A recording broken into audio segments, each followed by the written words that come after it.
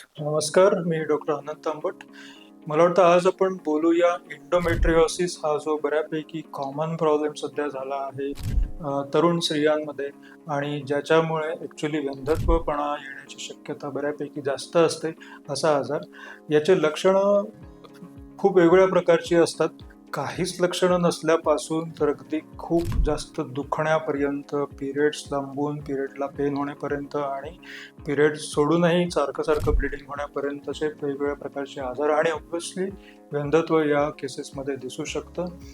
याच्यामध्ये बेसिकली आपण म्हणतो की सर्जिकल उपाय किंवा ऑपरेशन करून हे एंडोमेट्रिओसिसचा प्रकार कंट्रोलमध्ये ठेवणं आणि ज्यांना वंध्यत्व आहे त्यांच्यासाठी आपण याला फर्टिलिटी एन्हान्सिंग सर्जरीज असे म्हणतो, ते सध्या राबवले जातात.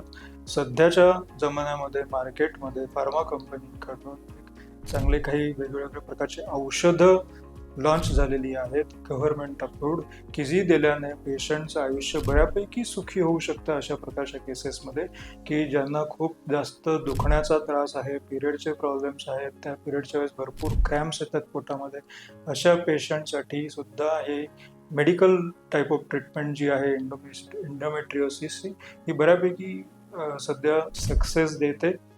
पण त्याचं एक आहे की ज्या गोळ्यांमुळे जर तुम्ही कंटिन्युअसली घेऊन त्याच्या आजारावर कंट्रोल ठेवू शकता आहात तरी सुद्धा ते जास्त दिवस आपल्याला घेता येत नाहीत आणि कालांतराने कधी कधी आपल्याला शेवटी परत सर्जरीज करावी लागते.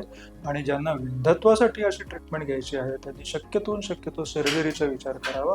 आनंद इंटरनॅशनल हॉस्पिटलला त्यांनी जरूर भेट द्यावी. धन्यवाद.